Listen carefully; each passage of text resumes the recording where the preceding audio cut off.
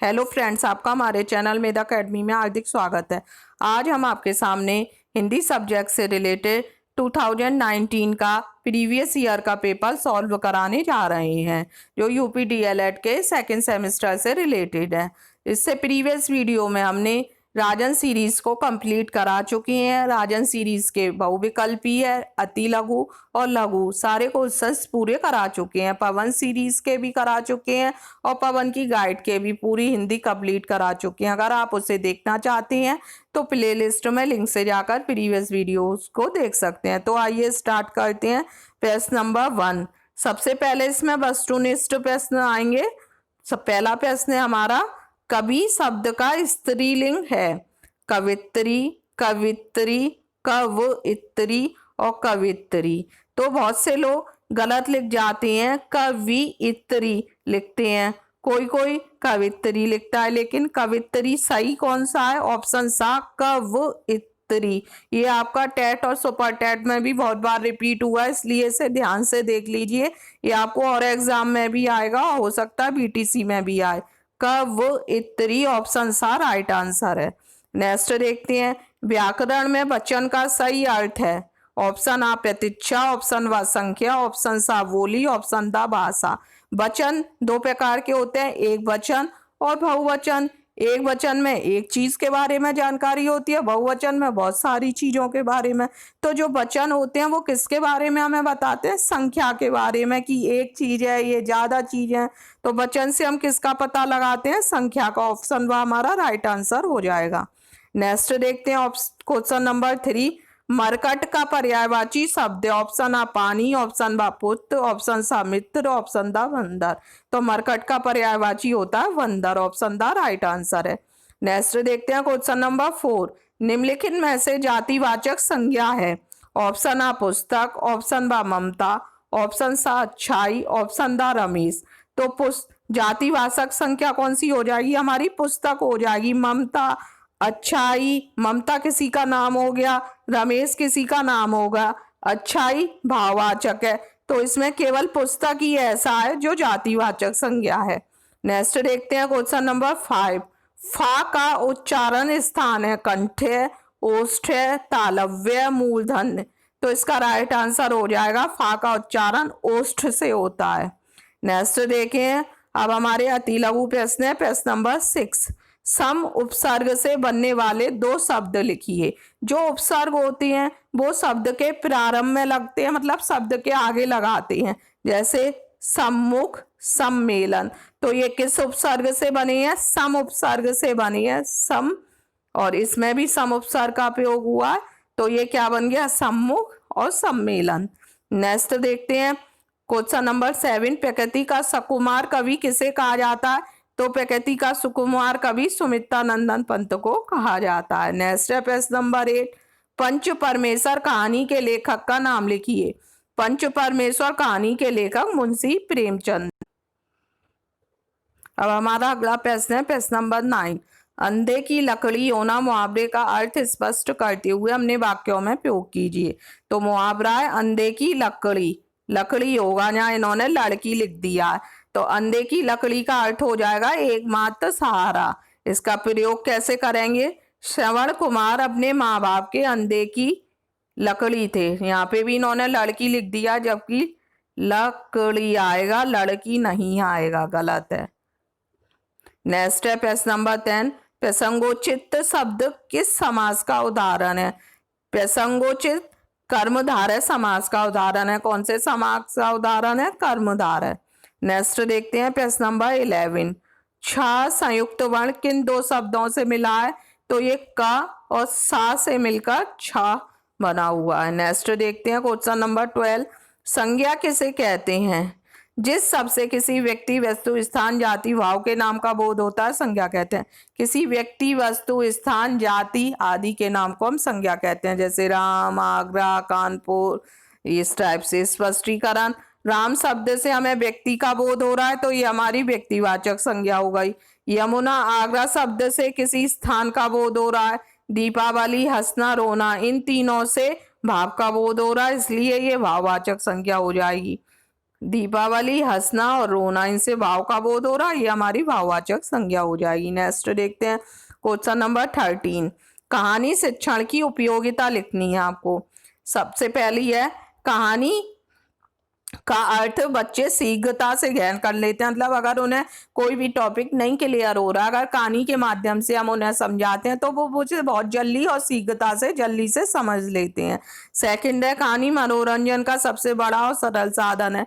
कहानी में बच्चों को मनोरंजन भी होता है, उन्हें अनेक प्रकार के कैरेक्टर आती हैं, उससे वे आनंद होकर ध्यान से सुनते हैं, तो ये मनोरंजन का भी बहुत अच्छा साधन माना गया है। थर्ड है कहानी के माध्यम से बालकों को नैतिक की शिक्षा की जानकारी मिलती है। मतलब कहानी के माध्यम से हम कोई भी कहानी सुनाते हैं तो लास्ट में पूछते हैं इस कहानी से आपको क्या शिक्षा मिलती है, तो इससे बच्चों में नैतिक शिक्षा का भी विकास होता है। नेक्स्ट है कहानी शिक्षण का एक रुचिकर साधन है। क्यों रुचिकर है? क्योंकि कहानी के माध्यम से हम किसी भी पाठ को रुचिकर बना सकते हैं। अगर बच्चे उसमें इंटरेस्ट नहीं ले रहे हैं तो अगर हम उसे कहानी के माध्यम से उन्हें समझाएंगे तो बच्चे उस पाठ पे इंटरेस्ट लेने लगते हैं, उनकी पढ़ने में रुचि भी बढ़ जाती है। नेक्स्ट क्वेश्चन देखते हैं क्वेश्चन नंबर 14। उपसर्ग और प्रत्यय में अंतर स्पष्ट कीजिए। उपसर्ग दो शब्दों से बना है, उप प्लस सर्ग। प्रत्यय भी दो शब्दों से मिला है, प्रति प्लस अय। उपसर्ग वे शब्दांश हैं जो किसी शब्द के पूर्व में आकर विशिष्ट अर्थ का प्रतिपादन करते हैं। कब आते हैं? ये पूर्व में। प्रत्यय वे शब्दांश हैं जो शब्द के अंत में जोड़कर शब्दार्थ में विशेषता या परिवर्तन ला देते हैं। थर्ड है उपसर्ग उस शब्द या समूह का नाम है जिसका स्वतंत्र प्रयोग नहीं होता, जिसे किसी शब्द के पूर्व कुछ सार्थक विशेषता लाने के लिए जोड़ा जाता है। जबकि प्रत्यय जिस शब्दान का शब्द धातु में विधान किया जाए वह प्रत्यय कहलाता है। सबसे सरल है उपसर्ग शब्द के प्रथम में लगाए जाते हैं, मतलब शुरू में लगाए जाते हैं, और प्रत्यय शब्द के अर्थ में लगाए जाते हैं। उपसर्ग प्रथम में लगकर उसके विशिष्ट अर्थ का प्रतिपादन करती हैं और जो प्रत्यय जो होते हैं वो अंत में लगकर उसमें विशेषता ला देते हैं। नेक्स्ट देखते हैं क्वेश्चन नंबर 15। पूर्ण विराम व अल्प विराम में अंतर स्पष्ट कीजिए। पूर्ण विराम सभी प्रकार के वाक्यों के अंत में हम पूर्ण विराम लाते हैं। कोई भी हमारा एक सेंटेंस पूरा हो जाता है, जैसे सीता खाना खाती है, तो ये हमारा एक वाक्य पूरा हो गया, इसके अंत में हम पूर्ण विराम को लगा देंगे। वाक्य चाहे लंबा हो हमारा, चाहे छोटा हो, चाहे सरल हो, संयुक्त हो, मिश्र हो, कोई भी हो, लेकिन अंत में हम उसके पूर्ण विराम ही लगाएंगे। जैसे वह अच्छा लड़का है, उसने कहा कि राम कल जाएगा, तो यहाँ हमारा वाक्य एक ये सेंटेंस है पूरा हुआ, यहाँ लग गया, और उसके बाद एक वाक्य हमारा यहाँ पे पूरा होगा, उसने कहा है कि राम कल जाएगा, तो ये भी हमारा सेंटेंस पूरा हो गया, यहाँ पे भी पूर्ण विराम लग गया। पूर्ण विराम लगता है जब वाक्य हमारा पूरा हो जाता है। नेक्स्ट देखते हैं अल्प विराम। अल्प विराम क्या होता है? एक जब हम कॉमे का प्रयोग करते हैं तो अल्प विराम कहते हैं। जब हम थोड़ी देर के लिए कहीं पर रुकते हैं तो हम अल्प विराम का प्रयोग करते हैं। जैसे इसका प्रयोग निम्न स्थानों पे होता है, जैसे बद्रीनाथ, द्वारिका, रामेश्वर और पुरी भारत के प्रसिद्ध धाम। एक तरह से ऐसे भी कहते हैं सीता कौमा गीता कौमा राम तीनों बहुत अच्छे बच्चे हैं। इस तरह से मतलब जब हम 3-4 चीजों का यूज करते हैं तो लगातार उन्हें ऐसे नहीं बोल सकते, उनके बीच बीच में हम थोड़ी देर के लिए रुक रहे हैं तो हम कौमे का प्रयोग करेंगे, जिसे हम अल्प विराम के नाम से जानते हैं। नेक्स्ट देखते हैं प्रश्न नंबर 16। हिंदी शिक्षण में मौन वाचन के महत्व पर प्रकाश डालिए। तो हम मौन वाचन किसे कहते हैं? मौन वाचन ध्वनि रहित होता है, उसमें कोई भी साउंड नहीं होती है, उसमें बच्चे मन ही मन में पढ़ते हैं। और मौन वाचन से क्या फायदा होता है? सबसे ज्यादा अवकाश के समय हम मौन वाचन का प्रयोग, बच्चे मौन वाचन का प्रयोग करके अवकाश का आनंद उठा सकते हैं या अवकाश के दिनों का भी प्रयोग कर सकते हैं। दूसरा, मौन वाचन अपनी गति के अनुसार कर सकते हैं। अगर कोई बच्चा है वो बहुत स्लो पढ़ता है, लेकिन अगर मौन वाचन के थ्रू पढ़ रहा है तो वह आराम से पढ़ सकता है। तीसरा, अगर मौन वाचन कर रहा है बच्चा और उसे कोई चीज नहीं समझ आ रही है तो बार बार वो 2-2 3-3 बार पढ़ के उसी चीज को वो आसानी से समझ लेता है। मौन वाचन प्राथमिक कक्षाओं के लिए उपयोगी है, लेकिन उससे ज़्यादा उच्च प्राथमिक कक्षाओं में बहुत उपयोगी होता है। जब बच्चे बड़े हो जाते हैं तो मौन वाचन के ही द्वारा अपनी पढ़ाई को जारी रखते हैं। वे बोल बोल के नहीं पढ़ते हैं। छोटे बच्चे को हमें बोल बोल के पढ़ाना होता है, लेकिन जब बच्चे बड़े हो जाते हैं तो मौन वाचन के द्वारा वे अपनी पढ़ाई करते हैं। नेक्स्ट देखते हैं क्वेश्चन नंबर 17। पुरुषवाचक सर्वनाम उदाहरण सहित लिखिए। तो पुरुषवाचक सर्वनाम किसे कहते हैं, पहले हम इसके बारे में जानेंगे।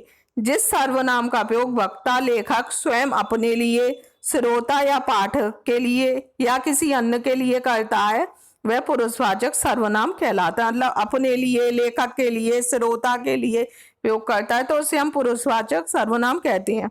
पुरुषवाचक सर्वनाम के क्या प्रकार होते हैं। सबसे पहला होता है उत्तम पुरुष सर्वनाम। जिस सर्वनाम का प्रयोग बोलने वाला अपने लिए करे, अपने लिए करेगा तो वो उत्तम पुरुष होगा। जैसे मैं, हम, मुझे, हमारा, ये सब अपने लिए कर रहा है, इसलिए ये उत्तम पुरुषवाचक सर्वनाम है। मध्यम पुरुषवाचक सर्वनाम जिस सर्वनाम का प्रयोग बोलने वाला सुनने वाले के लिए करे। किसके लिए करे, जब सुनने वाले के लिए किया जाएगा तो वह मध्यम पुरुष सर्वनाम कहलाएगा।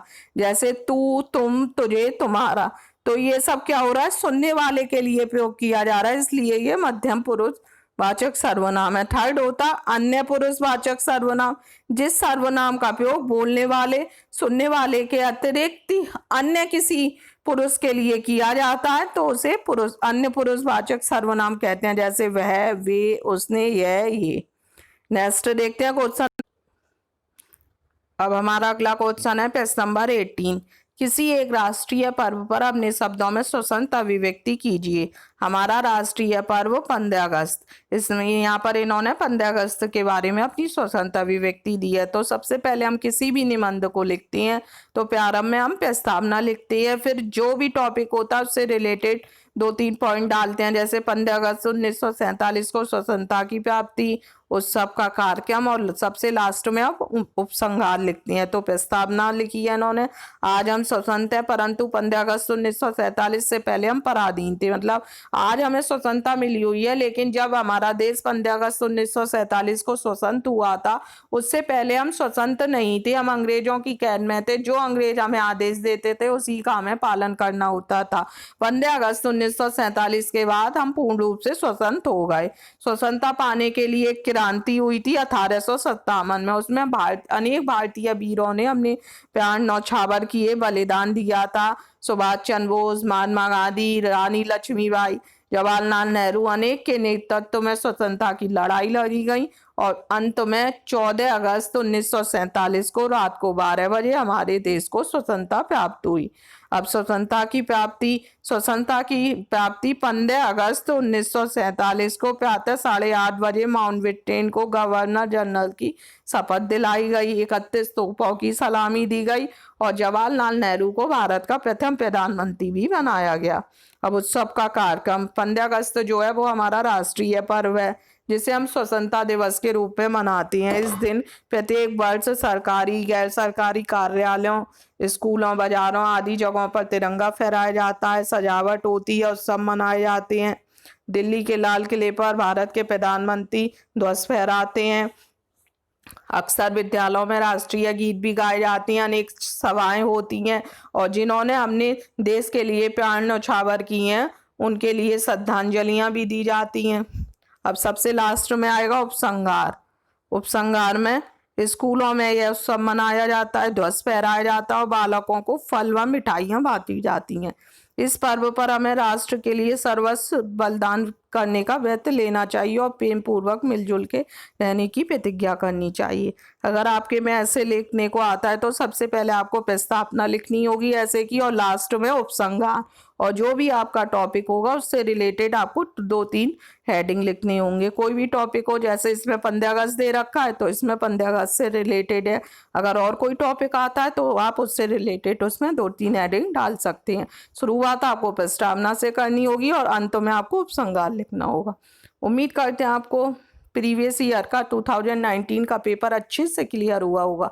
अगर आपको हमारा वीडियो पसंद आया हो तो प्लीज़ हमारी वीडियो को लाइक कीजिए, अधिक से अधिक अपने फ्रेंड्सों को शेयर कीजिए और इसका अगला प्रीवियस ईयर पेपर देखने के लिए 2018 का प्रीवियस ईयर पेपर को देखने के लिए हमारे चैनल को सब्सक्राइब कीजिए। Thank you.